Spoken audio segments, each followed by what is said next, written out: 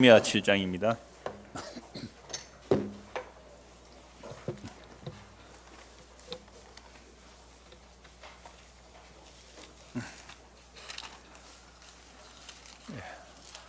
느헤미야 7장 1절부터 73절까지인데요. 7장 1절부터 4절까지만 우리 같이 읽겠습니다. 느헤미야 7장 1절에서 4절 말씀 같이 읽습니다. 성벽이 건축됨에 문짝을 달고 문지기와 노래하는 자들과 레위 사람들을 세운 후에 내 아우 하나니와 영문에 관한 하나냐가 함께 예루살렘을 다스리게 하였는데, 하나냐는 충성스러운 사람이요 하나님을 경외함이 무리 중에서 뛰어난 자라. 내가 그들에게 이르기를 해가 높이 뜨기 전에는 예루살렘 성문을 열지 말고 아직 파수할 때에 곧 문을 닫고 빗장을 지르며 또 예루살렘 주민이 각각 자기가 지키는 곳에서 파수하되 자기 집 맞은편을 지키게 하라 하였노니, 그 성읍은 광대하고 그 주민은 적으며 가옥은 미처 건축하지 못하였음이니라. 아멘.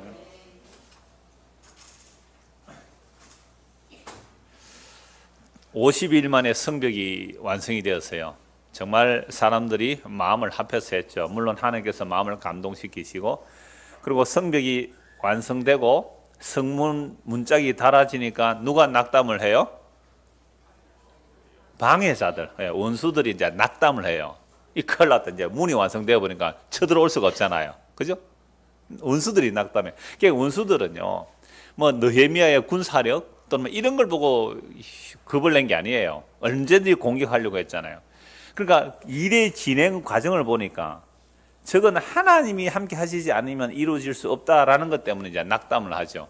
그래서 성벽이 완성되고 오늘 말씀을 보면은 성문 문짝을 달죠.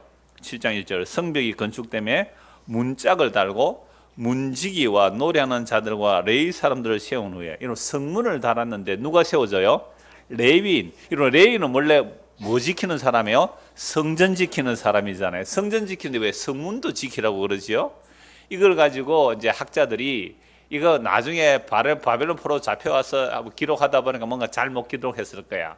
아니면 뒤에 사람들이 뭐 첨언했을 거야. 이렇게 얘기하는데, 근데 이 에스라 느헤미야를 잘 분석한 사람이 에스케나지라는 사람인데요. 제가 가끔씩 인용한 그 김지찬 교수의 그 역사서 서론에서 에스케나지의 에스라 느헤미야서를 많이 인용해요. 주석을. 그분 에스케나지 글에 이렇게 되어 있습니다. 에스라 느헤미야에서 하나님의 집은 성전과 하나님의 백성이라는 공동체와 예루살렘 성벽까지를 포함하는 포괄적 개념이라는 점을 강조하면서, 이제 예루살렘 성벽이 재건되어 하나님의 집이 완공되었다면 확장된 성전의 개념으로서 예루살렘 성벽을 레위인이 문지기로 지키는 것이 너무나 당연하다고 봅니다. 그러니까 단지 건물이 완성되었을 때에 성전만 레위인이 지키는 거예요. 그런데 성벽이 확장된 성벽이 완성된데 성벽의 성문도 누가 지킨다고요? 레위인이 지킨다. 그러면 예루살렘에 돌아와서 성벽을 재건하고, 제일 먼저 성전이 먼저 건축되죠. 재건되고 성벽을 건축하고 성문짝이 딱 다르니까 예루살렘 성벽 전체가 지금 뭐화되는 거죠? 성전화.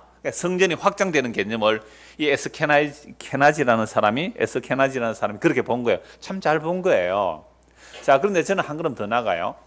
건물로만 확장이 아니라 사실은 바벨론 포로에서 돌아온 자들이 하나님의 백성 되는 거거든요. 그죠? 바벨론 포로에서 돌아온 자. 바벨론 포로에서 돌아온 자들 뭘 안고 돌아와야 돼요? 나는 하나님 앞에 죄를 지어서 쫓겨난 자입니다. 바벨론에 쫓겨났다가 하나님의 은혜와 하나님의 약속을 따라 돌이켜 주셔서, 하나님께서 돌이켜 주셔서 내가 하나님의 백성으로 다시 돌아왔습니다 라는 자들이 성문 안에 들어오는 사람들의 성문 안에. 그러면 이게 신약까지 바로 연결돼야 되겠죠? 그럼 오늘 우리는 어떤 자들이 하나님의 백성이 되는 거예요? 나는 허물과 죄로 죽은 자입니다. 그래서 예수님의 십자가로 용서하시고 나를 십자가의 그 사랑이 자기를 나누시고 짊어지셔서 우리를 예수님의 몸으로 이끌어냅니다 하고 돌아온 자들, 이들이 뭐예요? 하나님의 집, 오늘 오전에도 그게 하나님의 성전이에요. 하나님의 성전. 예수님의 모퉁이 데리고 거기에 붙어서 우리 하나님의 집이 지금 지어져 가고 있는 중이잖아요. 이렇게 하나님의 집. 그러면 성벽이 완성되고 문짝을 달아서, 문짝을 다는 이유가 뭐예요?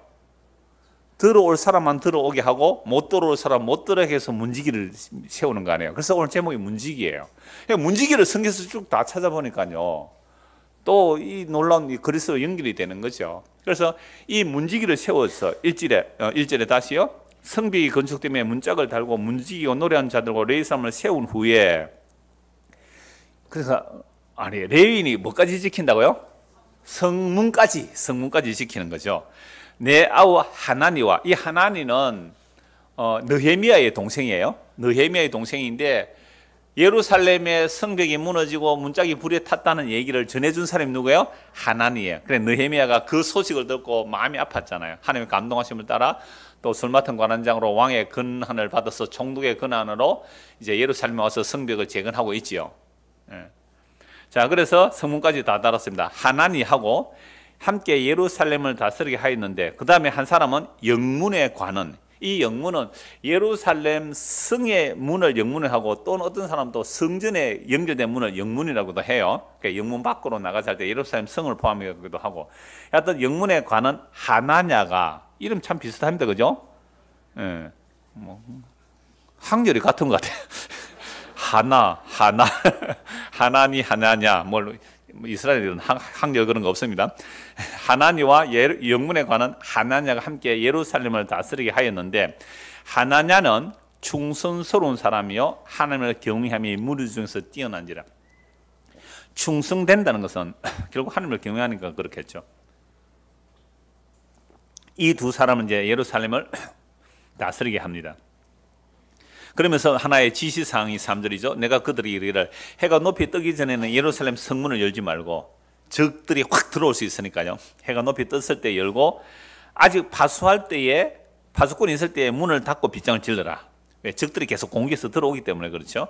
또 예루살렘 주민이 각각 자기가 지키는 곳에서 파수하되 자기 집 맞은편을 지키게 하라. 그러니까 향토 예비군, 원래 예루살렘 군대 체제는 향토 예비군입니다. 평소에는 상비군이 없어요. 물론 나중에 사울 왕이 세워지고 상비군을 만듭니다만은 그 이전은 정말 향토 예비군이에요. 그러다가 적이 쳐들어오면 사사가 일어나고 향토 예비군 모아서 이제 하기 때문에 자기가 살던 집 앞에 성벽은 그 사람들이 지키게 하라, 이렇게 되어 있습니다. 맞으면 지키게 하라 하였노니 그 성읍은 광대하고 그 주민은 적으며 가옥은 미처 건축하지 못해. 그러니까 성벽과 문짝을 먼저 달고 아직도 사람들의 가옥은 다 건축하지 못하고 좀 황폐한 그런 상태이겠죠. 물론 예루살렘 성벽만이 아니고 또 성 밖에도 살아야 되고, 성 밖에 또 여러 성들이 있으니까 그런 곳에서 이제 살아야 될 그럴 지경입니다. 자, 그 다음에 5절에서 7절까지가 이제 돌아온 사람들의 대략을 기록하는 거예요. 5절, 내 하나님이 내 마음을 감동하사 기족들과 민장들과 백성을 모아 그 계보로 등록하게 하심으로 내가 처음으로 돌아온 자의 계보를 얻었는데, 거기에 기록된 것을 보면 처음으로 돌아온 자의 계보, 이거 누가 기록했던 거예요? 에스라. 에스라가 기록된 처음에 그 계보를 얻었어요. 그러니까 이 성전이 건축되고 나서 뭐 상당한 시간이 지났어요. 그래 느헤미야가 활동할 기간이 한 13년 걸리는데, 에스라는요 한 13년 동안 조용하게 있어요. 그냥 1차 진행하다가 느헤미야가 오고 나서는 에스라는 조용히 있었는데, 그 에스라의 그 계보를 받은 거죠. 그러니까 이 계보가 거의 대동소이해요. 몇 사람 뭐 추가되고 하는 게 있는데 그 외에는 거의 같아요. 그런데 왜 계보를, 에스라서에도 명단 다, 에스라 2장에 보면 명단 쫙 나오거든요. 바벨론 폴에서 돌아온 자의 명단들이 에스라 2장에 보면 쭉 나온다고요. 굉장히 많은 이름들이 나오죠. 에스라 2장. 그런데 왜 느헤미야 7장에 또 이 명단이 쫙 다 나올까요? 뭐 같은 명단 말라고 이 두 분이나 할까요? 아까 에스케나지 잠시 얘기했지만 예루살렘 성벽이 완성되고 성문이 완성됨으로 레인이 지킨다 그러면 하나님의 백성이 어떻게 해요? 확장됐다는 개념이거든요. 그럼 확장된 이 성 안에 들어온 사람들은 어디서 돌아온 자들이요? 바벨론 폴에서 돌아온 자들. 성경은 항상 이 개념이에요. 하나님의 백성이 애굽에서 종살이 하고 있을 때에 어린 양의 피로 구속받아서 약속의 땅에 들어오는 개념. 그게 하나님의 백성이에요. 근데 이들이 범죄해서 바벨론 포로 잡혀갔단 말이에요. 바벨론 포로 잡혀가서 70년 동안 포로 사용을 하고 하늘에서 때가 되어 돌이켜 주시니까 그들이 다시 돌아와서 예루살렘 성 안에 이제 들어왔죠. 그러면 오늘날 하나님의 백성, 하나님의 집은 뭐예요?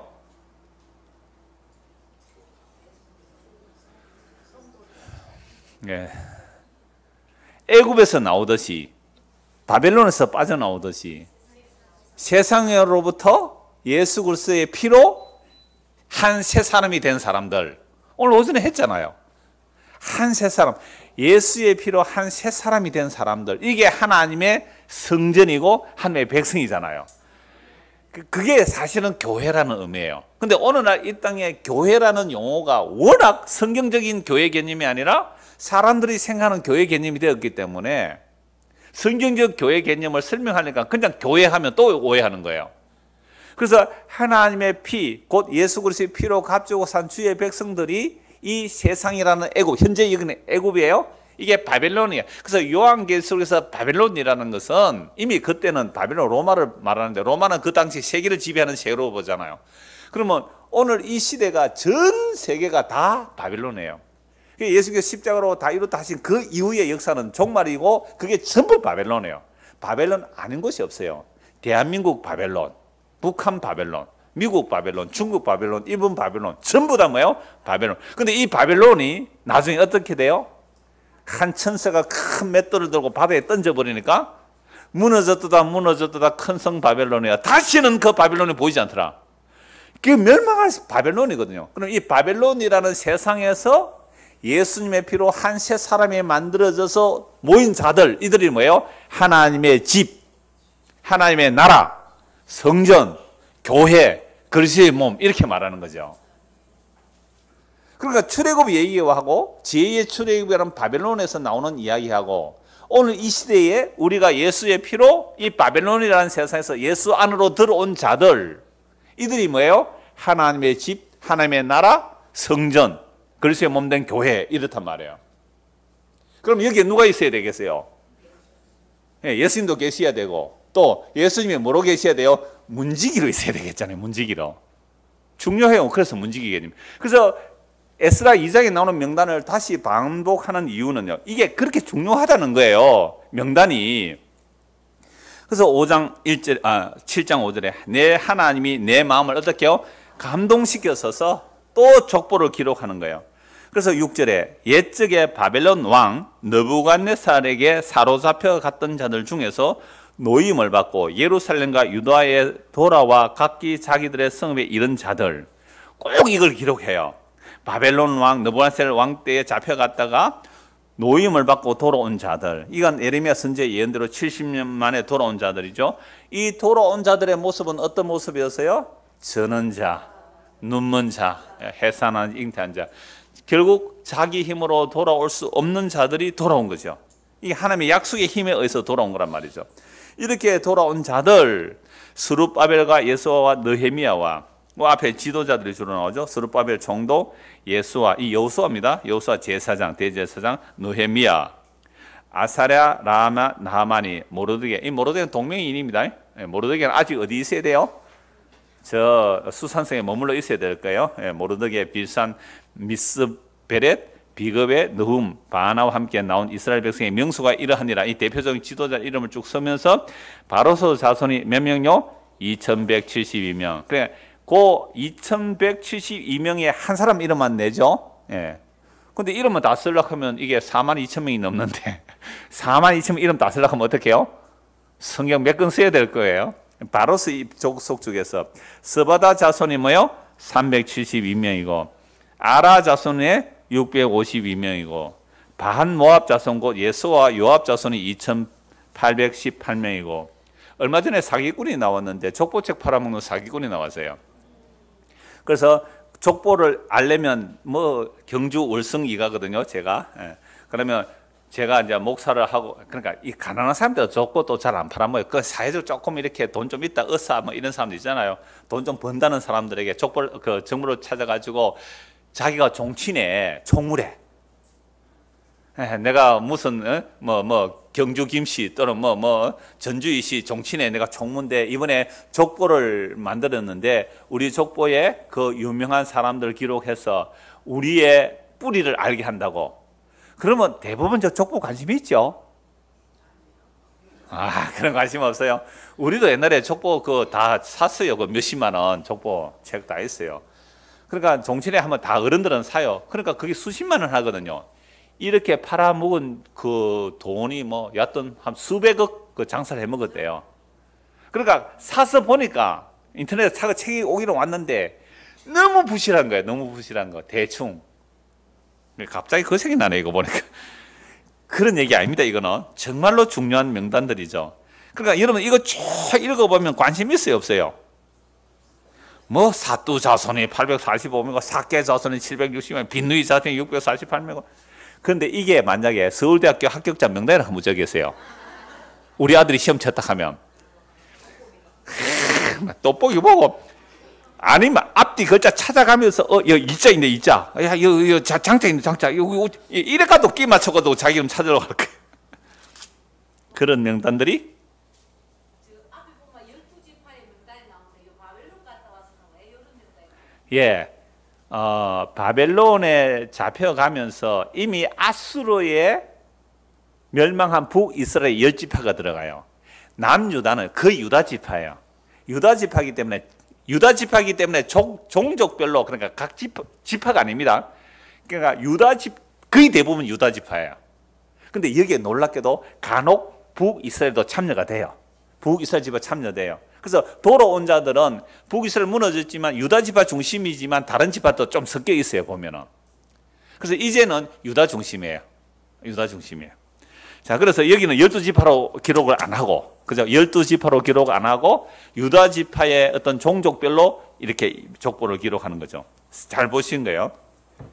자, 그렇게 쭉 기록하면서 레이 사람들 나오고 제사장 나오고요. 39절 보면 제사장들 나오고 43절에 레이 사람들 나오고, 그다음에 46절에는 느디님 사람. 이건 전에도 봤죠. 느디님 사람, 어떤 사람의 성전의 종들. 놀랍죠? 성전의 종들이 여기에 이름이 기록된다는 거죠. 그다음에 57절 솔로몬의 신하들.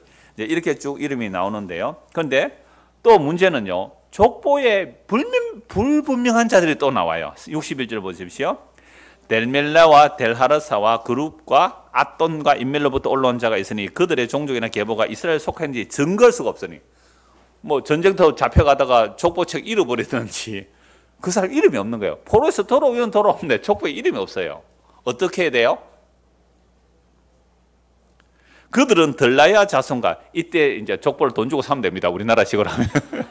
옛날에 그 종이, 그러니까 상놈이죠. 반상에 구별이 있을 때에 자기가 돈은 있는데 양반의 족보가 없으면 굉장히 나라에 어려움 왔을 때, 기근이 왔을 때만 곡식을 몇 천석을 내놓는 거죠, 정부에. 그러면요 왕이 공로를 인정해서 뭐 해줘요? 면천을 해줘요. 왕이 면천해주면 그 사람이 이제 양인이 되는 거죠. 양인이 되는 것. 아니면 돈 많이 주고 족보적 사서 위조하기도 하고 그렇게 해요. 그런데 이 사람들은 전쟁통에 뭘 잃어버렸어요? 족보책을 잃어버린 거예요. 돌아왔는데 족보에 없어요. 62절 그들은 들라야 자손과 도비야 자손과 느고다 자손은 모두가 642명이요 제사장 중에는 호바야 자손과 학고서 자손과 바르실레 자손이니 바르실레는 길라 사람 바르실레의 딸 중에 하나로 아내를 삼고 바르실레 이름으로 불린 자라. 이 사람들은 계보 중에서 자기 이름을 찾아도 찾지 못하였으므로 그들을 부정하게 여겨 제사장의 직분을 행하지 못하게 하고 총독이 그들에게 명령하여 우림과 둔면을 가진 제사장이 일어나기 전에는 지성물을 먹지 말라 하였느니라. 제사장이 우림과 둔면은 판결의 법이거든요. 이게 뭔지를 어떻게, 그러니까 우림과 둔면이 있는 것을 아는데 이게 예스와 노예요. 보면 예스와 노. 그러니까 두 개가 있어요. 보석이. 어떤 방법은 성경에 나오는데 제사장의 옷깃안에 그 옷 흉패에 12보석을 물리고 12지파 이름을 새겨요. 그 안에 주머니가 있는데 그 주머니에 우림과 둔면을 넣어두는 거죠. 빨간 구슬 파란 구슬 이런 것처럼. 그래서 제사장이 손을 넣어서 파란 구슬 내면, 이건 예를 들어서 말해, 파란 구슬 내면 오케이, 빨간 구슬은 노, 이런 식으로 판결하는 것 같아요. 그래서 제사장이 딱 불러놓고 네 족보에 맞는지 안 맞는지 주여 이 사람 족보만 딱 이렇게 산다는데 파란 구슬 오케이, 빨간 구슬 너는 아니야, 이렇게 아마 그렇게 판결했던 것 같아요. 그때까지는 자, 왜 이렇게 상세하게 하는 거예요? 여러분, 하나님의 생명책에 이름 기록되는데 아무나 기록하겠어요? 정확하게 자기에서 구분을 한다, 이런 의미도 있지요. 자, 그렇게 이제 구분도 합니다. 66절. 몇 명이죠? 온 회중의 합계는 42,360명이요. 정확하죠. 60명까지 딱 끊어내죠. 그러니까 한두 명까지 이름 다 기록했단 말이에요. 그 외에 노비가 7,337명이요. 그들에게 노래하는 남녀 245명, 이런 레이지파들이죠. 말이 736마리요, 노새가 245마리요, 짐승까지 이름을 기록하네요. 낙타가 435마리요, 나귀가 6,720마리였느니라. 이 족보가 그냥 쓰는 거에 정확하게 계산한 거예요. 그러니까 이 족보 이름들이 중요하단 말이에요. 발물포에서 돌아온 이름들이. 찬송가 340장에 보면 나의 이름 생명책에 어떻게 해달라고요? 기록, 옛날에는 기록하였을까라고 찬송했는데 요즘은요, 나의 이름 생명책 기록이 되었을까 하여 주십시오라는 찬송 가사로 바뀌었더라고요. 하여튼 이 족보의 이름이 기록되는 참 중요합니다. 70절입니다. 어떤 족장들은 역사를 위하여 보조하였고 총독은 금 1000다르크마와 대접 50과 제사장 의복 530벌을 보물국간에 드렸고, 또 어떤 족장들은 금 2만 드라크마와 은 2200만회를 역사국간에 드렸고, 그 나머지 백성은 금 2만 드라크마와 은 2000만회와 제사장의 의복 67벌을 드렸느니라. 그러니까 족장들만 아니라 백성들까지 성벽을 건설하고 성문을 건설하고 성전의 그 부속품까지 채워 였는 일에 이렇게 헌신을 했다는 것을 명단을 적어두죠. 자, 이것은 결코 강제해서 한 것이 아닙니다. 이건 정말 자원과 감사함으로 해서 이제 성전의 기능이 이제 돌아가도록 하는 겁니다. 73절. 이와 같이 제사장들과 레위 사람들과 문지기들과 노래하는 자들과 백성 몇 명과 너디님 사람들과 온 이스라엘 자손이 다 자기들의 성읍에 거주하였느라. 그래서 성 안에 거주하는 자가 있고 이제 성 밖에 거주하는 자가 있는데 이제 제대로 자리를 잡고 거주한다라고 했을 때에 73절에 레위 사람들과 누구요? 문지기들이 나오고요. 1절에서도 뭐가 나오세요? 문지기. 그러면 7장 전체 1절과 끝에 73절 아래 문지기에서 뭐로 연결되는 거죠? 문지기로. 왜요? 이제 성벽이 재건되고 성문을 달았으니까 누가 있어야 돼요? 문지기가 잘 지켜야 되는 거예요. 그죠? 집을 다 지어놨으니까. 그러니까 문지기가 하는 일이 뭐예요? 자기 식구는 들어오게 하고 남의 식구는 못 들어오게 하고. 여기가 문지기 역할이죠. 성경 몇 곳을 한번 찾아봅시다. 역대하 23장을 한번 보십시오. 역대하 23장.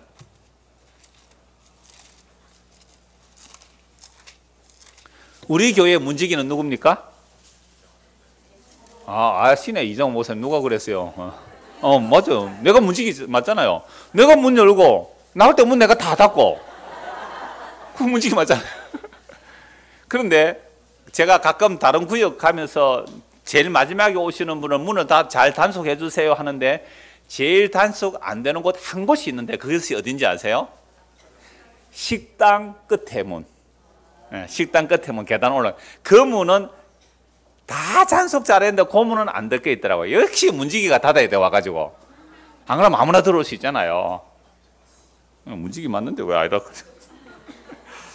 자, 문지기 역대하 23장 19. 그러니까 설교시간에 이렇게 말해두면 여러분들이 나중에 마지막으로 문 단속하는 사람이 어디 가서 딱 닫고 간다? 식당 끝에 꼭 확인하세요. 그게 안 닫는 경우가 상당히 많이 발견했거든요.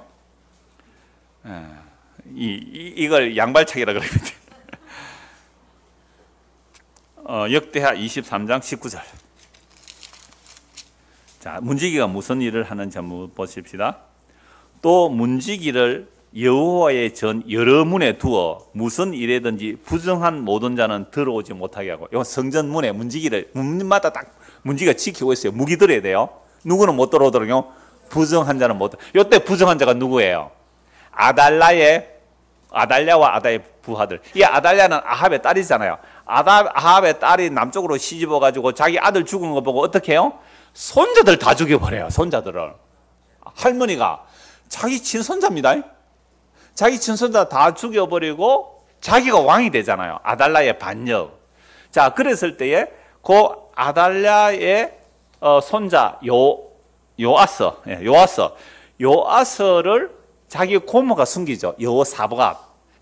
고모가 자기 침실에 숨기고 목숨을 살려줘요. 한 살쯤 된 거를.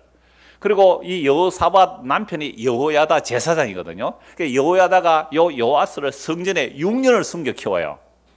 6년 동안 성전에 정말 비밀 철저히 보장했겠죠. 비밀 철저히 보장하고 6년 동안 숨겨치고 7살 때 왕으로 등극하는 장면이에요. 7살을 요아스를 왕으로 세우면서 여호야다가 성전 문지기들 보고 뭐라고 말해요? 문 딱 지키면서 누구는 못 들어오라고요? 부정한 자는 못 들어오도록. 그럼 부정한 자는 누구예요? 쿠데타로 권력을 잡은 아달랴와 그를 따르는 자들. 이런 부정한 자예요. 그래서 그들 못 오도록 문지기가 딱 지키고 섰는 거죠. 정말 이들은 목숨 걸고 지켜야 됩니다. 목숨 걸고. 그러니까 이건 쿠데타 일어난 것을 바로 잡는 얘기잖아요. 그러니까 쿠데타로 아달랴가 정권을 잡았으니까 그 아달랴를 물리치고 진짜 적통, 요아스를 왕으로 세우는 그 일이 하나님의 그 약속을 따라 세워지는 왕이니까 요 안에 성전 문지기들을 딱 고쳐 세워서 부정한 자를 못 들어오게 하는 거죠. 이게 문지기가 하는 일이죠. 여러분 요새 교회당마다 가면 입구에 뭐 써 붙여놨습니까? 신천지는 들어오지 마십시오. 이렇게는 신천지. 우리는 그런 거 안 붙여놨어요. 신천지도 들어와서 복음 들으십시오. 이렇게 해야죠. 문지기가 있거든요. 우리의 주님이 문지기가 되시기 때문에. 자, 그러니까 이 문지기는 일이 쉽겠어요? 아니면 어렵겠어요? 어려워요. 24시간 지킵니다. 24시간. 제가 오늘 등록하신 분이 하는 일이 뭐냐고 하니까 사회복지사인데, 그러니까 기숙하는 사회복지사예요. 어떤 단체에 가서 일주일 동안 야간, 일주일 주간, 굉장히 힘들죠. 사회복지사. 사회복지사 월급 진짜 작거든요. 근데 그렇게 기숙하니까 월급이 좀 다른 것들보다 좀 낮다 그러더라고요. 그러니까 이 24시간을 지켜야 돼요. 물론 교대하면서 지키겠죠. 상당히 힘들어요. 자, 그런데 이 문지기가 되고 싶어하는 사람이 있어요. 시편 84편 한번 보십시다. 시편 84편 10절입니다. 알겠죠? 이러니까 성경 좀 보시면 이 무슨 말인지 알겠다. 나 문지기 되고 싶어요 하는 사람이 있어요. 시편 84편 10절 같이 읽읍시다. 주의 궁정에서의 한 날이 다른 곳에서의 첫날보다 나은즉 악인의 장막에 사는 것보다 내 하나님의 성전 문지기로 있는 것이 좋사오니. 야, 이거 옛날에 저도 어릴 때요, 우리 교회에서 어른들이 기도할 때 이렇게 기도하더라고요. 하나님 아버지, 내가 하나님의 집에서 문지기로 있는 것이 좋사오니, 이렇게 기도를 하더라고요. 얼마나 사모했으면 그랬을까요? 문지기는 24시간 지켜야 되거든요. 그런데 그 문지기로 있는 게 좋대요. 어디에서? 첫날보다? 악인의 궁지에서 첫날보다. 그러니까 이 세상에서 영광스럽게 사는 그 첫날보다도 어디에요? 내 하나님의 집에 문지기로 하루 사는 게 나 더 좋겠습니다. 그럼 문지기로 있으면 누구 볼 수 있는 거예요? 그 주님 볼 수 있으니까, 그 왕 볼 수 있으니까 그걸 사모하는 거예요. 84편 1절부터 한번 쭉 읽어보겠습니다. 고라자손의 시 인도절을 따라 기띔에 맞춘 노래. 만군의 여호와여, 주의 장막이 어찌 그리 사랑스러운지요. 여러분, 이스라엘 백성들이 1년에 3번 성전을 향해 오는데 3번 다 못 와요. 그러니까 한 번 3대 절기 한 번 올라올 때 정말 1년 동안 준비해서 여행을 하거든요. 왕복하면 한 달 걸리잖아요. 멀리서 오면. 그렇게 성막을, 그 그런 성막을 올 때 이런 찬송 안 불렀겠어요? 물론 성전에 올라가는 노래가 또 따로 있어요. 그런데 이런 찬송도 했을까요? 만군의 여호와여, 주의 장막이 어찌 그리 사랑스러운지요. 내 영혼이 여호와의 궁정을 사모하여 세약하며 내 마음과 육체가 살아계신 하나님께 부르짖나이다. 이거요, 얼마나 내 영혼이 주의 궁정을 사모했는지 몸이 어떻다고요? 세약해지는. 이거 상사병이라 그래요. 이런 걸 너무 그리워하기 때문에 몸이 쇠할 정도로, 너무 그리워서 몸이 쇠할 정도로. 나의 왕 나의 하나님 만군의 여호와여, 주의 제단에서 참새도 제 집을 얻고 제비도 새끼 둘 보금자리를 얻었나이다. 그러니까 자기가 보니까 제비가 참새가 어디에 집을 지어요? 성전 기투에 와서 막 집을 짓는 거예요. 제비가 처마에 집 짓잖아요. 그거 보니까 부러운 거예요. 제비와 참새가 성전에 집 짓는 거 부러워요. 제비와 참새도 거기에 하나님의 집에 보금자리를 트는데 주의 집에 사는 자들은 복이 있나니 그들이 항상 주를 찬송하리이다. 주께 힘을 얻고 그 마음에 시온에 데려가 있는 자는 복이 있나이다. 그 마음에 주님을 향한 길이 열려 있는 자는 복이 있다는 거죠. 그들이 눈물 골짜기로 지나갈 때에 그곳에 많은 샘이 있을 것이며 이른 비가 복을 채워주나이다. 그들은 힘을 얻고 더 얻어 나아가 시온에서 하나님 앞에 가까이 나타나리다. 만군의 하나님 여호와여 내 기도를 들으소서. 야곱의 하나님여 귀를 기울이소서. 우리 방패이신 하나님이여 주께서 기름 부으신 자의 얼굴을 살펴보옵소서. 주의 궁중에서의 한날이 다른 곳의 첫날보다 나은즉 악인의 장막에 사는 것보다 내 하나님의 성전 문지기로 있는 것이 좋사오니 여호와 하나님은 해요 방패시라. 여호와께서 은혜와 영화를 주시며 정직하게 행하는 자에게 좋은 것을 아끼지 아니하실 것입니다. 만군의 여호와여 주께 의지하는 자는 복이 있나이다. 그러니까 내가 주의 문지기로 있을지라도 내가 주님의 그 궁중에 거하는 것이 정말 좋겠습니다라는 이제 찬송을 하지요.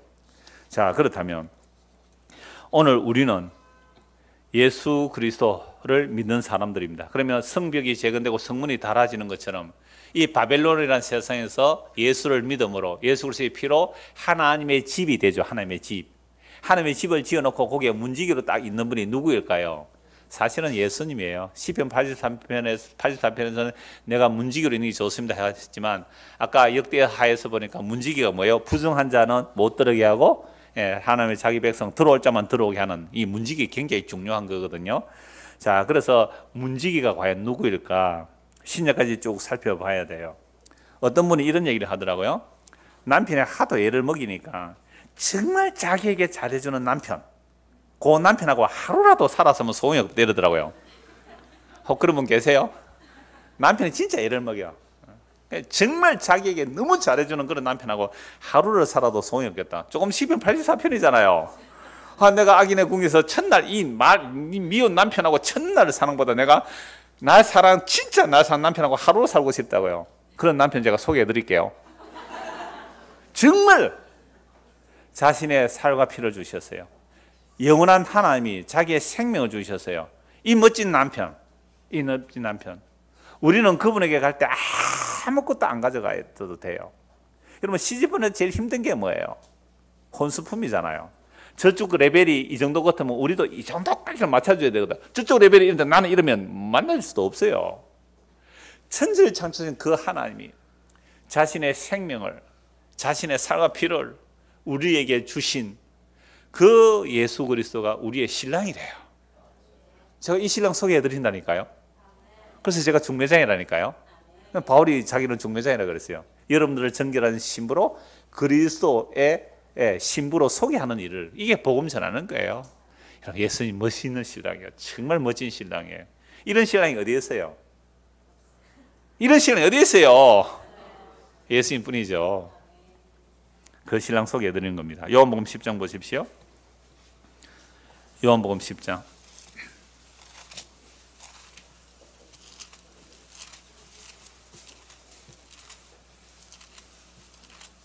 1절 내가 진실로 진실로 너희에게 이르노니 문을 통하여 양의 우리에 들어가지 아니하고 다른 데로 넘어가는 자는 절도며 강도요 문으로 들어가는 이가 양의 목자라. 그러니까 예수님 외에는 다 뭐라 그래요? 절도고 강도다 이 말이죠. 3절 문지기는 그를 위하여 문을 열고, 문지기가 여기 나오네, 그죠? 그를 위하여 문을 열고 양은 그의 음성을 들어요. 그럼 양은 누구 음성을 들어요? 문지기의 음성을 듣겠죠. 그의 음성을 듣나니 그가 자기 양의 이름을 각각 불러 인도해 내니라. 지금 느헤미야 7장하고 연결됩니까 안 됩니까? 되지요. 자기 이름을 불러내는 거예요. 명단 42,000명 명단 다 적혀 있어요. 물론 거기는 생략해서 대표 이름을 쓰고 1750명 이렇게 쓰잖아요. 그럼 널푸른 교회의 대표는 누구예요? 교인의 대표는 누구예요? 장로님이에요. 교인의 대표는 장로님이고 교회의 대표는요? 이장욱 목사. 그 이장욱 목사 외에 몇 명요? 200명 이렇게 되는 거죠. 제가 우리 모교회 그 교회 역사 만들면서 보니까 1906년도에 설립일로 세웠거든요. 112년 전이에요. 근데 그때에 우리 교회의 영수로 있었던 분이, 이분이 장로님인데 나중에는 목사님이 되셨어요. 이분이 그 부북면 그 추나리 거기에 추나김씨 거기에 열심히 했던 분인데 이분이 평양까지 갔어요. 평양의 경남 지역의 우리 교회만 세운 게 아니라 수십 교회에 이제 복음 전한 분인데 이분이 그러니까 평양에 가서 총대로 갔다는 기록이 남아 있어요, 역사 자료에. 그러니까 그분이 가서 대표로 가면 뭘 해요? 이제 우리 뭐 무릉교회는 몇 명입니다 이런 거 보고를 할 거 아니에요, 그죠? 그런 식으로 사실은 교적부들이 이제 기록되어 있는 것들이 있어요, 역사 자료에. 그러니까 지금 그 느헤미야에서의 명단이 2개 감동으로 기록했다는 그냥 여사로운 명단이 아니잖아요. 바벨론 폴에서 돌아온 명단이잖아요. 그럼 그들이 하나님의 이렇게 집인데 그 집 안에 넣어놓고 이제 문지기가 딱 지키고 있는 거죠. 그래서 3절에 문지기는 그를 위하여 문을 열고 양은 그의 음성을 듣나니 그가 자기의 양의 이름을 각각 불러 인도하여 내느니라. 자기 양을 다 내어놓은 후에 앞서가면 양들이 그의 음성을 아는 거로 따라오죠. 그러니까 문지기하고 목자하고 같아야 달라요? 이건 같잖아요. 문지기가 목자예요. 문지기가 문을 열고 양들을 쭉 부르면, 여러분 양들은 뭐 여러 이렇게 여러분들 양들에 대해서 살펴보시면 되지만 양들은요 다른 건 잘 못한대요. 그런데 목자의 음성은 기가 차게 잘 안 돼요. 그러니까 목자가요, 그러니까 완전히 변장을 한대요. 옷을 바꿔 입고 지팡이와 뭐 이렇게 막대기 이런 거 들고 완전히 바꿔 입었는데도 양들은 알아본대요, 목자를. 양들은 다른 건 다 잘 못하고 목자는 잘 알아본대요. 그러니까 똑같은 옷을 입고 나와도 안 따라간대요. 그러니까 자기 목자를 잘 안대요. 그러니까 이런 개념들이 있는 거죠. 그래서 양을 내놓은 후에 앞서가면 양들이 뭘 아는 거로? 그의 음성을 아는 거로 따라가요. 그러니까 우리가 예수님을 믿고 따라간다는 것은 우리가 예수님의 양일 때에 예수의 말을 듣고 따라가는 거잖아요. 근데 내 앞에 가는 그분이 진짜 목자의 양인지 아닌지 어떻게 알아요? 중요한 질문입니다. 내 앞에 예수님께서 이렇게 인도해 가는데 그분이 진짜 예수님인지 아는지 어떻게 알아요? 오늘 청년의 시간에 그 얘기했어요. 우상은 고정성이다. 우상이라는 것은 고정성이다. 뭐 부처처럼 마리아 상처럼 고정된 그것만 우상이 아니라 우리 마음의 지식도 고정되어 있으면 그게 우상이다 그랬어요. 내가 하나님의 은혜를 받았습니다. 은혜 붙들림 탈 때 은혜 그것이 또 우상 고정성이 있을 수 있잖아요. 그러니까 살아있는 관계는 오늘 아침에 고정이 무너지고 지금 뭐예요? 예수님과 같이 사귀어야 돼요. 그게 살아있는 관계거든요. 고정적인 거라는 것은 화석화된 것이고 굳어 있는 거예요. 딱딱해요. 전통을 붙드는 거죠. 전통 붙들면 안 되잖아요. 예수님을 붙들어야 되는 거거든요. 예수님은 살아있는 분이잖아요. 아브라함과 이삭과 야곱은 죽은 자의 하나님이 아니라 살아있는 하나님이거든요. 그 약속 안에 있는 것. 그리고 오늘도 우리는 주님과의 살아있는 관계예요. 그러니까 이 관계 속에 들어가는 게 주의 음성을 듣는다 이 말이죠. 그러면 내가 예수님이 이런 분이 알고 따라가는데 진짜 이분이 예수님 맞는지 아닌지 어떻게 알아요? 이상호 목사가 말하는 그 예수가 진짜 예수인지 아니면 다른 예수인지 어떻게 알아요, 여러분들이? 제가 아까 누구 소개한다 그랬어요? 여러분들에게 멋진 신랑을 소개한다 그랬잖아요. 그럼 내가 소개하는 이 예수가 진짜로 성경의 그 예수인지 아니면 다른 예수인지 어떻게 알아요, 여러분들이? 이 여러 사람 말하면 안 되니까 자신 있게 대답할 사람 한 사람 일어서서 얘기해 주시죠. 예수님의 관해서 써 있는 게 성경책이기 때문에 일단 성경책을 보고 예수님이 어떤지를 보고 좀 알고 있는 마이크 드리면 좋겠는데. 그리고 있으면 목사님이 그렇게 말씀하지 예, 무슨 말인지 알겠습니다. 자, 제가 이런 분이 진짜 성경 예수님다라고 소개를 하면 여러분들 어떻게 확인을 해야 된다고요? 성경에서 보면 맞네. 그분이 맞구나 하고 성경으로 확인해야 돼요. 그게 베레아 사람들이에요. 복음을 듣고 성경이 과연 그러한가 하고 성경을 상고해야 돼요. 아이고 우리 목사님이 비밀 알아서 잘 인도해 주시겠나 이러면 안 된다니까. 그 비밀이라는 말은 어련히 잘 알아서 말해 주겠느냐. 그러니까 우리는요 성경 보니까 힘들잖아요. 힘드니까 전문가가 알아서 해주세요. 맡겨버리잖아요. 아니에요. 확인하셔야 돼요. 왜? 여러분의 생명이 걸린 문제잖아요. 그럼 물건 하나 살 때도 얼마나 꼼꼼히 따집니까? 젊은 아줌마들 요게 우리 애한테 좋은 거 들어갔나 안 들어갔나 그 보이도 않는 글자 그거 다 보더라고. 이거 유통기한 다 따지고. 예. 뭐 예수님께서 방금 저희에게서 이단이니 아니면은 잘못되신 분들 요 아니 저 외부 사람들 위해서라도 좀 마이크 대고 설명해 주세요. 그 이단의 어떤 지도자라든가 또 다른 지도자들도 하다못해 절에 다니는 스님도 성경을 인용을 하고 하는데 예. 근데 그게 다 거짓말을 하는 게 아니고 99%는 같은 거를 얘기를 하는데 1%가 다른데 그 1%를 구별을 하기가 쉽지가 않지 않습니까? 예. 그걸 어떻게 구별하라는 얘기입니까? 성경이 나와 있는데도 사실은 성경은 항상 얘기하는 게 천 사람이 보면 천 사람이 다 다른 해석을 할 수 있다는 게 성경이라고 항상 얘기들을 해오셨는데 이거를 내 기분에 내 그날의 컨디션에 따라서 달리 보이는 게 성경인데 그걸 어떻게 다 일일이 확인을 할 수가 있냐 이거죠. 예. 그거 이제 결론에 나가면 항상 먼저 질문해 주셔서 감사한데 결론에서 오늘 그 말씀 드릴 거예요. 그죠? 우리는 진짜 저 목사가 말하는 게 진짜인지 조금씩 더 달라요 보면. 그죠? 그러니까 그 뭐지 교제가 확실히 있어야 된다는 게 나 이런 분을 예수님 마이크 들고 하세요. 너 예수님은 어떠냐? 이래가지고 얘기를 해보고 그러는 거 아니에요? 아, 교제하고 저 부부입니다. 저희 오후에는 질문도 하세요. 질문도 하시고 이렇게 교제하는 게 그래서 오후는 원래 성경 모시고 하는 거예요. 자, 좋은 질문에 맞아요. 스님들도 멋진 그 성경 구절 인용하잖아요. 그래서 전에 어떤 스님이 그랬잖아요. 사모가 가서 스님한테 질문했어요. 예? 기억나세요? 사모가 스님한테 질문했어요. 우리 남편은 정말 정직하고 성실하고 하나님을 두려워하고 사는데요. 그래서 외국에 유학을 가려고 하는데 우리 남편이 훨씬 점수가 높고 충분히 케이스가 되는데 정치적인 사람 때문에 유학을 못 갔어요. 그러니까 다음 케이스로 가기는 갔대요. 그래서 가서 유학을 하고 와서 이제 교수회로 갈 수도 있는데 또 정치하는 목사들 때문에 이제 교수도 못하고 시골에 어느 작은 교회 갔는데 복음 전하다 보니까 교인들이 안 좋다고 쫓아냈대요. 그러니까 이렇게 고난을 당하고 죽겠는데 어떻게 해야 됩니까? 하고 사모님이 선생님한테 질문을 했어요. 그 법륜 스님인가 그래 유명한 법륜 맞죠? 그 인터넷에 나와요. 그러니까 저 스님이 성경도 많이 보신 분이거든요. 예, 그런데요, 사모님 예수 믿기로 결정하셨죠? 예, 그렇다면 그 길이 맞는 길입니다. 남편이 가는 그 길이 맞는 길이거든요. 그러니까 뭐 예수 안 믿으려면 모르겠지만 당신이 정말 예수 믿는다면 목사님이 가시는 그 길이 맞으니까 잔소리하지 말고 곱게 따라가세요. 세상에 스님이 목사하면 대답 더 잘해줬잖아요. 그럴 수 있죠.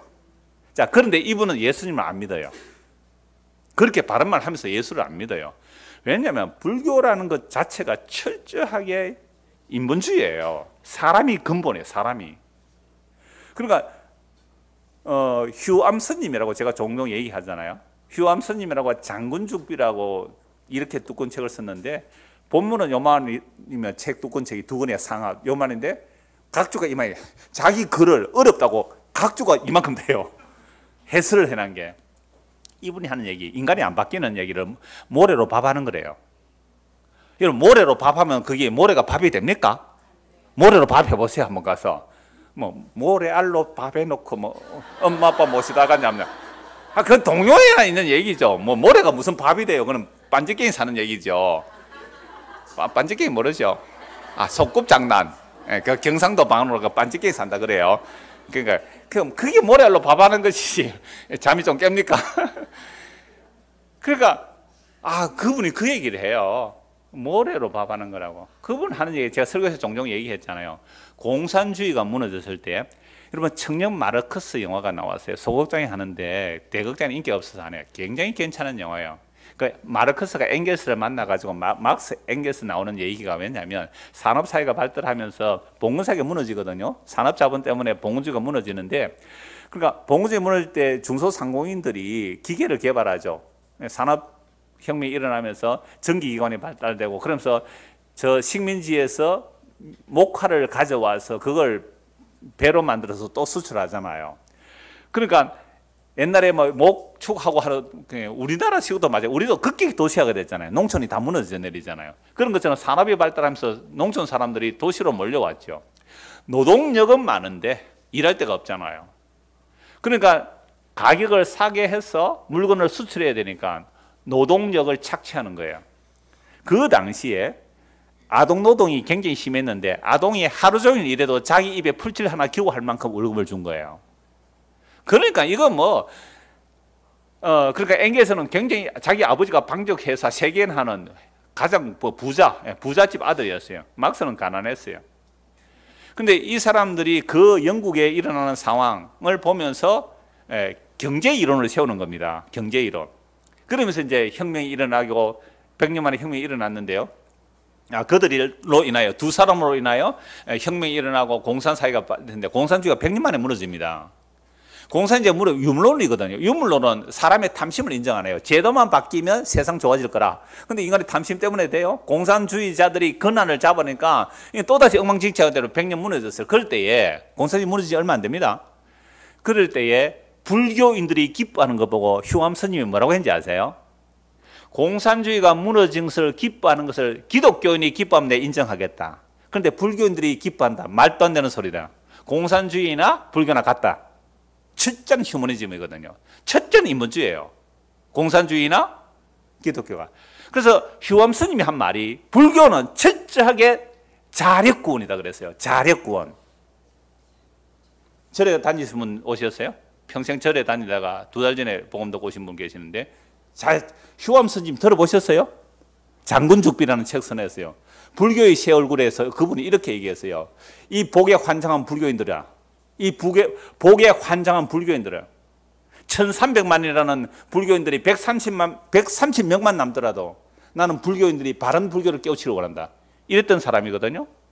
그러니까 그 휴암 스님이 한 얘기가 불교와 공산주의는 같은 개념이에요. 자력구원이란 말이에요. 공산주의가 자력구원이에요. 기독교는 철저한 타력구원이라고 그랬어요. 누가요? 스님이. 성경 제대로 본 거예요.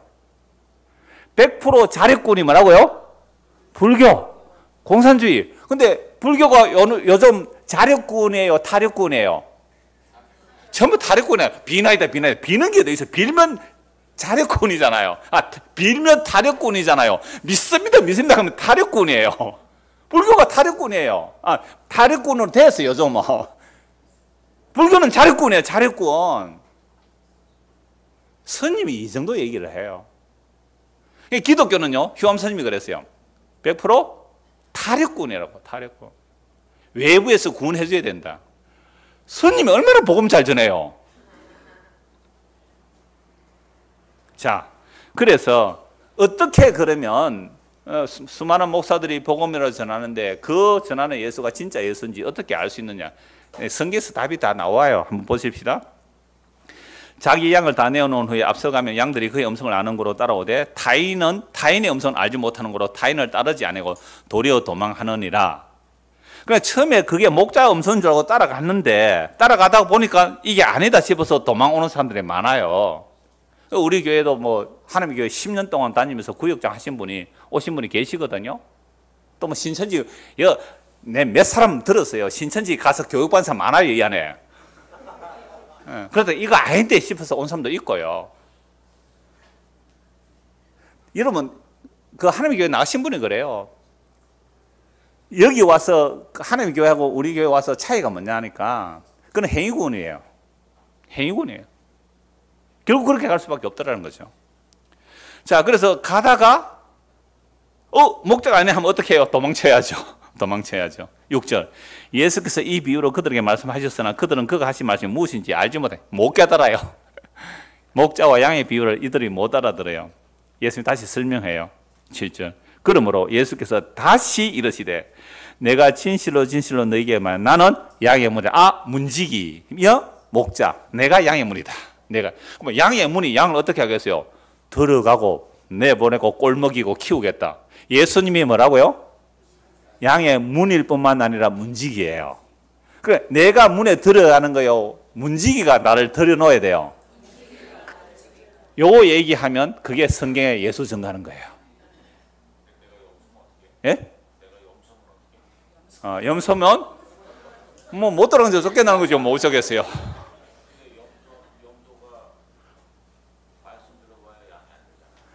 예, 그렇죠. 예, 안 됩니다. 백날 돼도 안 됩니다. 그래서 놀자. 예. 내가 염소인데도 예수님이 나를 선택하면 내가 양이 돼야 되는 거 아닙니까? 그거 예부에서 안 들리더라고요. 다시 그 질문 한번 해주세요. 좋아요. 그 질문 우리 안에 얼마든지 할 수 있거든요. 그러니까 제가 염소면은 예. 목사님 말씀이라든 아무런 말씀을 들어오고 내가 죽기 살기로 쫓아가든 뭐하든 안 되는 거라는 건 얘긴데 예. 그러면 예수님은 다 하시니까 예. 염소인 나를 양으로다가 만들어 놓으실 거 아닙니까? 예. 만들어 놓죠. 예. 그럼 염소는 그냥 염소가 하는 대로 하다 보면 양이 된다는 거 아닙니까? 맞아. 옆에 아내가 맞아. 이런 거예요. 우리는 양일까요? 염소일까요? 우리 전부 염소예요. 뭘 양이래. 우리가 이제 염소였던 우리 어떤 양이었던 우리는 언약 밖의 사람이었고 이스라엘 밖에 우리는 다 염소 같은 자들이에요. 그런데 어떻게 하나님께서 자기 백성을 인도하고 불러내는지 성경 한번 보자 이 말이에요. 예. 자기가 염소라고 아니라고 생각하는 그 사람이 수상해요, 사실은. 나는 염소 아닐 거야. 나는 양일 거야. 양이 어디에 있어요, 양은? 그냥 목사님 염소인 줄 아는 게 기적이죠. 그렇죠. 예, 맞아요. 내가 염소인 줄 아는 게 기적이래. 지금 남편이 기적이 일어났다 이 말입니다, 지금. 내가 아무리 봐도 내가 염소 같은데. 그래, 주께서 일하시면 내가 염소인 줄 알고 예수 믿게 돼요. 예. 자, 이사야 11장 한번 찾아볼까요? 예, 이사야 11장. 염소하고 양하고 같이 사는 정도가 아니에요. 사자하고 양하고 같이 살아요. 안 찾아도 알죠? 찾지 마세요. 사자와 어린 양이 함께 뛰놀고 독사굴에 어린애가 손 놓고 장난쳐도 물지 않는 그 나라가 예수님의 나라예요. 그래서 거기는 뭐가 없어요? 높고 낮음이, 강함과 약함이, 그죠? 신분의 외적 차별이 전혀 없는 나라, 은혜의 나라, 용서의 나라. 하늘나라에서 하늘나라에서. 자, 그래서 그러므로 설명해도 읽어보면 나와요. 밑에 다 나와요. 7절. 그러므로서 예수께서 다시 이르시되 내가 진실로 너희에게 말하노니 나는 뭐요? 양의 문이라. 예수님이 양의 문이에요.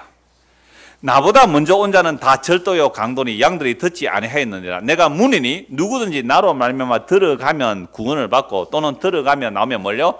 그런 예수님이 양의 문이에요. 문지기예요. 도둑이 오는 것은 도둑질하고 죽이고 멸망시키는 것뿐이요 내가 온 것은 양으로 생명을 얻게 하고 더 풍성히 얻게 하려는 것이라.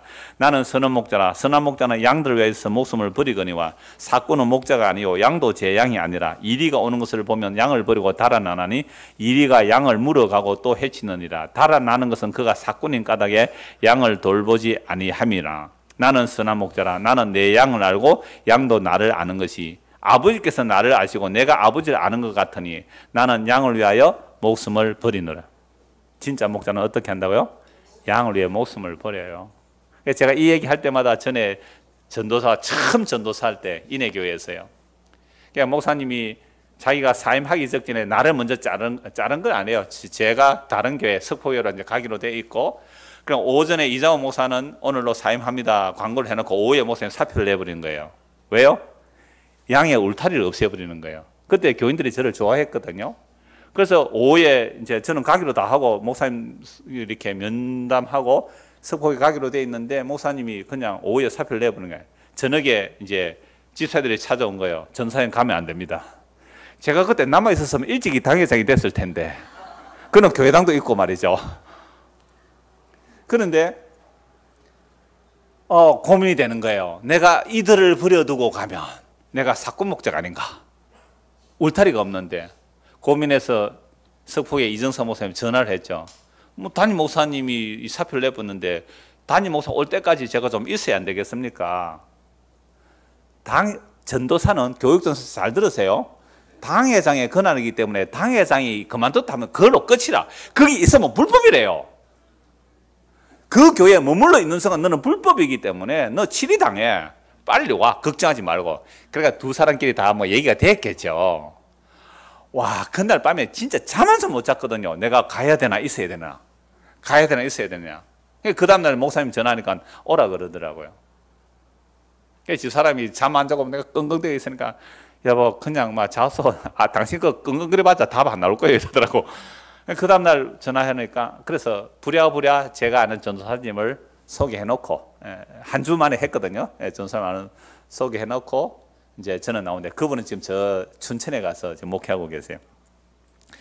자, 제가 왜 얘기하자면 정말 그때 처음 전도사였거든요. 신학교 다니면 처음 전도사였는데 와, 내가 이 양들을 버리고 가면 내 사건 목자 아닌가. 근데 지금은요, 저는 사건 목자입니다. 월급을 받잖아요.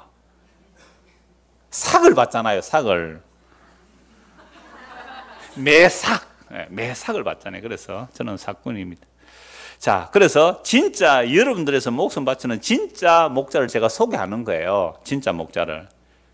그러니까 제가 여러분들에서 목숨 바쳐봤자 여러분들을 구원받을 사람 한 명도 없어요. 예수님이 여러분들에서 목숨 바쳐야 여러분이 구원 얻어요. 그래서 아버지께서 나를 아시고 내가 아버지를 아는 것 같으니 나는 양을 위하여 목숨을 버리노라. 또 이 우리에 들지 않은 다른 양들이 내게 있어. 와, 이게 또 이방인에게까지 연결되는 거죠. 내가 인도해야 할 테니 그들도 내 음성을 듣고 한 무리가 되어 한 목자에게 있으리라. 예수의 말이 들리는 거예요. 그럼 예수의 말이 들리는 게 뭐냐면 예수님이 나 같은 죄인, 나는 뭐 내가 양이든 염소든 말 안 듣는 건 똑같아요. 양이 말을 정말 안 들어요. 각기 제 길로 갔거늘. 그러니까 양이나 염소나 뭐 사자나 뭐 뱀이나 다 우리가 다 그는 말 안 듣는 자들이에요. 근데 하나 주의 음성이 들리는 게 뭐냐면 나는 각기 제 길로 갔습니다. 그런데 우리 무리의 죄악을 주께서 그에게 담당시키셨습니다. 이사야 53장. 그래서 예수님의 십자가는 나의 죄를 대신 담당하셨습니다. 그리고 그분이 날 위해 죽으시고 함께 죽으시고 함께 살리시고 함께 하늘에 앉혀놓으셨습니다. 그리고 그분이 다시 오실 거예요. 라는 이 복음의 선포가 믿어지신다면 여러분들은 누구의 말이 들리는 거예요? 그 주님의 음성이 들리는 거예요. 이거예요. 이거 성경대로 죽으시고 성경대로 부활하시고 성경대로 재림하실 그 주님의 말씀이 여러분에게 들리고 그 마음이 아멘으로 수납되어진다면 여러분들은 잃어버렸다가 찾아진 양들이란 말이에요. 그 주님의 음성 듣고 가는 거예요. 그래서 내가 내 목숨을 버리는 것은 그것을 내가 다시 얻기 위함이니 이로 말미암아 아버지께서 나를 사랑하시느라 이를 내게 빼앗는 자가 있는 것이 아니라 내가 스스로 버리느라. 예수의 목숨을 스스로 버려요. 어떻게 예수를 죽일 수가 있어요, 인간이? 스스로 버리라. 나는 버릴 건세도 있고 다시 얻을 건세도 있으니 이것은 예수님만이 하실 수 있는 거예요. 우리는 목숨을 버릴 건세는 아니에요. 자살하는 건데 그건 죽은 자가 죽는 거예요. 별 의미 없는 거예요. 그러니까 우리가 목숨을 버렸다고 할 때 내가 스스로 얻을 수는 없잖아요. 예수님은 스스로 버리고 스스로 얻을 건세가 있는 주님이시니까. 이 계명은 내 아버지께 받았노라 하신다. 이 말씀으로 말마 유대인 중에 다시 분쟁이 일어나는 거예요. 그 중에 많은 사람이 말하되 그가 귀신 들려 믿으세요. 딱 이런 반응 안 나오겠어요. 지가 뭔데? 우리를 위해서 목숨 버리고 우리를 살려준다 그러지. 미친 귀신들 어찌하여 그 말을 듣느냐 말하며 어떤 사람은 말하되 이 말은 귀신 들릴 때 말이 아니다. 귀신이 맹인의 눈을 뜰 수 있게 하느냐? 날 때부터 맹인을 눈뜨게 했지 않느냐? 이렇게 막 서로 이렇게 싸움이 일어나는 거죠. 자, 그러면 오늘 우리가 어떻게 예수님의 음성을 들을 수 있는가? 그리고 내가 듣는 이 예수님의 음성이 진짜 바른 길인가? 라는 것을 성경제 두 곳에만 더 보고 말씀 마무리하겠습니다. 시편 24편 한번 보십시오. 시편 24편입니다.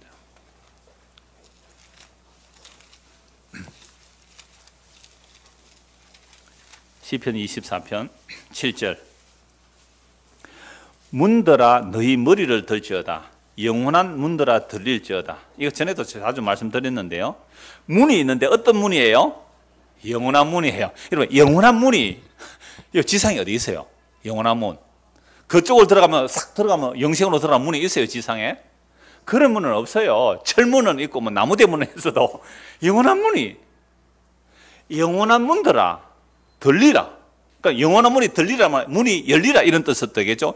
영원한 문들아 들릴지어다. 영광의 왕이 들어가신다. 여러분 정이품송 아시죠? 속리산에 있습니까? 그러니까 임금의 가마가 가는데 걸리려고 하니까 갑자기 이 소나무가 어떻게 해요? 휙 들어가지고 임금 가마가 안 걸리게 했다고요. 저 충성된 신하로다 정이품을 제수하노라 이래가지고 걔가 정이품 됐대요. 그러니까 임금이 지나가는데 미물인 나무도 들더라 이 말이죠. 이거 좀 지어낸 것 같은 느낌 안 들어요? 왕권을 강화하기 위한. 그러니까 천지를 창조하신 만화의 왕 그분이 가시는데 무슨 문이 열려요? 영원한 문이 열려요. 영원한 문이. 영원한 문은요, 지상에 우리 눈으로 볼 수가 없는 문이에요. 근데 이 문이 도대체 뭘까? 그 문이 들어가니까 영광의 왕이 들어가는 거예요. 영광의 왕. 누구예요? 예수 그리스도. 그럼 예수 그리스도께서 영원한 영광으로 들어가는 문이 무슨 문이에요? 십자가. 세상에 볼 때는 전혀 영광이 아니에요. 실패요, 저주요, 낮아지며 저주받아 죽은 죽음인데 그게 영광의 문이래요. 요한 보면 나와요. 인자가 영광을 얻었고 영광을 얻을 것이라. 십자가 죽는 것이 영광을 얻었고 또 영광을 얻을 것이라. 그 십자가가 영광의 문으로 들어가는 유일한 문이에요. 그래서 예수님 십자가에서 다 이루었다 하시고 나는 길이요 진리요 생명이라 그랬어요. 예수님이 양의 문이에요. 예수님이 목자세요. 그럼 우리가 예수님의 음성을 듣고 가는 그 길은 무슨 길로 가는 거예요? 십자가라는 길이에요. 십자가는 저주와 실패와 낮아짐이에요. 주의 약하심과 주의 낮아지심과 주의 고난과 주의 죽으심으로 우리와 함께 하시고 우리에게 그 문을 열어주시는 것은 십자가 외에는 다른 문이 없어요. 그러니까 이걸 문자적으로 보면 어때요? 이야, 영광의 왕이 들어간다. 영광의 왕이 들어간다. 무슨 문이 열린다? 영원한 문이 열린다. 와, 영광의 왕이 와서 세상의 영광과 찬란한 보물과 보아 영광을 가지고 그 영광의 문에 들어가구나. 이렇게 볼 수밖에 없는 자들이 누구예요? 유대인들이에요. 왜? 메시아가 오면 이렇게 영광의 왕이 영광의 문으로 들어갈 줄 알았기 때문에. 근데 그 영광이 십자가 안에 감춰 있다는 사실을 모세의 수군이 가려져 있기 때문에 안 보이는 거예요. 그래서 고린도서 3장에 보면 모세의 수군이 찢어져야 새 언약으로 성경을 보게 돼요. 새 언약으로 성경을 보니까 십자가가 하나님의 영광임이 보이는 거예요. 거기서 하나님의 약속이 다 이루어졌으니까. 그래서 영원한 영광 그 문들아 너희 머리를 들지다. 영원한 문들아 들릴지어다. 영광의 왕이 들어가시다. 영광의 왕이 누구시냐? 만군의 여호와께서 곧 영광의 왕이시로다. 그래, 만군의 왕 그분이 어디로 어떻게 오셨어요? 예수 그리스도의 모습으로. 그러면 삼위일체가 맞아요? 아니요. 그 예수 그리스도를 알지 못하면 영원한 만군의 여호와의 영을 몰라요. 그러니까 예수님께서 나를 본 자는 아버지를 보았단 말이에요. 그러니까 예수님께서 십자가로 가신 그것이 영광의 왕, 만화의 왕이 영광의 문으로 들어가신 거예요. 이게요, 이 역사 속에서 안 보여요. 단지 말씀을 통하여 믿음으로만 보여요. 요한복음 나와요? 내가 영광을 얻었고 또 영광을 얻을 것이다. 그게 십자가 죽으러 가는 거예요. 그래서 가룟 유다가 예수를 팔러 딱 나갈 때에 내가 영광을 얻었고 팔림이 영광을 얻는 거예요. 아니, 제자에게 은 30에 팔리는 그것이 내가 영광을 얻었고 앞으로 영광을 얻을 것이라. 십자가로 영광을 얻는 거예요. 딴 거 없어요. 영광일세, 영광일세, 내가 누릴 영광일세. 은혜로 주 얼굴 뵙는 것, 지극한 영광일세. 그 영광은 요단강을 건넌 후 내가 누릴 영광이라고. 이 역사 속에서 십자가 안에 머물러 있는 자들이 영원한 영광의 문에 들어가는 양들이에요. 한 곳만 더 보고 마무리합시다. 요한계시록 3장을 보십시오. 요한계시록 3장.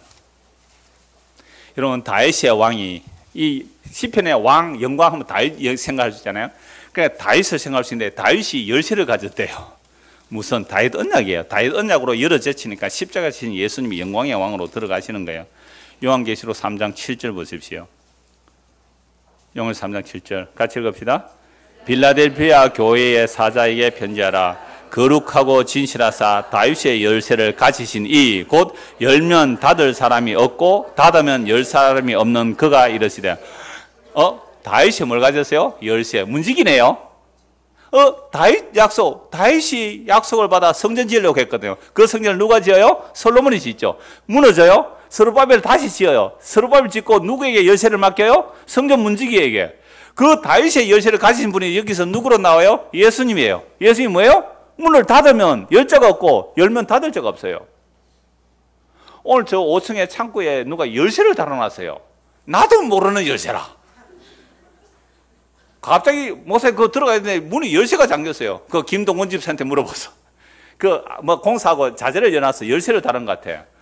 아니, 그럼 자기가 뭐가 되는 거예요? 문지기가 돼.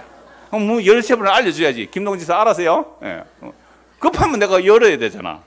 자기가 문지기 되려고 하면 안 되지. 24시간 있지도 않으면서 내가 문을 열어줘야 되는데. 자, 다윗의 열쇠를 누가 가지고 있어요? 예수님이에요. 놀랍죠? 그 어설프게 나타난 느헤미야 7장의 문지기가 이렇게 연결되는 게 자연스럽더라고요. 그래서 누구는 못 들어오게 하고요? 부정한 자는 못 들어오게 하고. 그러니까 부정하지 않는 자는 어떤 자예요? 예수의 피를 더입어 와야 부정하지 않아요. 그러니까 양이든 염소든 예수의 피 바르고 오면 돼요. 그 사람들은 딱 보고 어떻게 해요? 문 딱 열어주고 아니면 닫아버리고, 닫으면 열 자가 없고 열면 닫을 자가 없는 그분이 빌라델피아 교회에 열린 문을 두었대요. 열린 문을 두었대요. 보세요. 8절. 볼지어다 내가 네 앞에 열린 문을 두었으되 능히 닫을 사람이 없으리라. 빌라델피아 교회에 왜 열린 문을 두어요? 내가 네 행위를 안 오니 네가 작은 능력을 가지고서도 내 말을 지키며 내 이름을 배반하지 않았거든. 요거 저 지방교회 가면 이거 써붙여놨어요.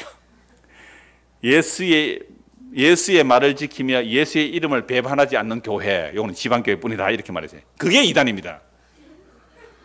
어떤 인간이 예수의 이름을 배반하고 예수의 이름을 지킬 자가 어디 있어요? 그러니까 오직 예수 그리스도, 그분이 열면 닫을 자가 없고 닫으면 열 자가 없다는 것은 주님께서 자기 양을 들여놓고 내보내고 하는 일을 내가 하겠다.